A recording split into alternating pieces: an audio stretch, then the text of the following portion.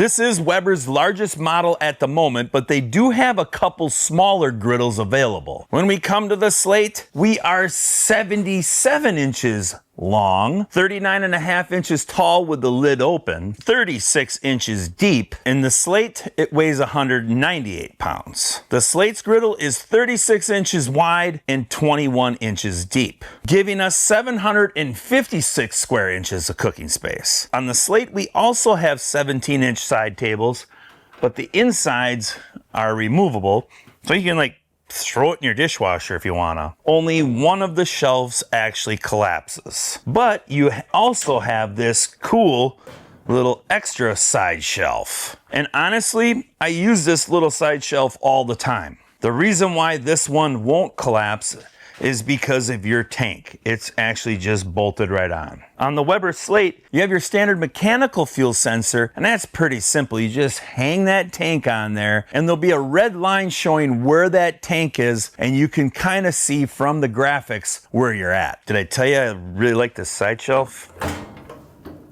And it even snaps closed. Good feature. On the Slate, not only do we have a nice shelf, we also have this nice little cabinet to store things. Our grease catch is right here, and it's under the same principle. You just have a liner inside this pan. Everything just drips down to it, and it's the same thing. You can just clean out this liner. You don't have to throw it away after the first time you fill it up. You have your typical snap ignition. That just means it's striking it, and it's gonna light it up. Hold it in, and poof. I mean, it's burning. Can see it. I don't know if you can. One really cool battery operated feature is that you do have a temperature gauge on this one. And when I tested it out compared to my infrared reader, it was pretty close. It gave me a good average of what the temperature was across that whole griddle. It's still warming up, and it does take a little bit for the thermometer to start reading numbers. I'll flop some B-roll on here showing it actually reading some temperatures. And you can just hold the button and turn it back off. The Weber Slate has 4 rotating, but only 2 that actually have the locking mechanism. So you just got to make sure when you're putting it together, you put the 2 locking ones in the front.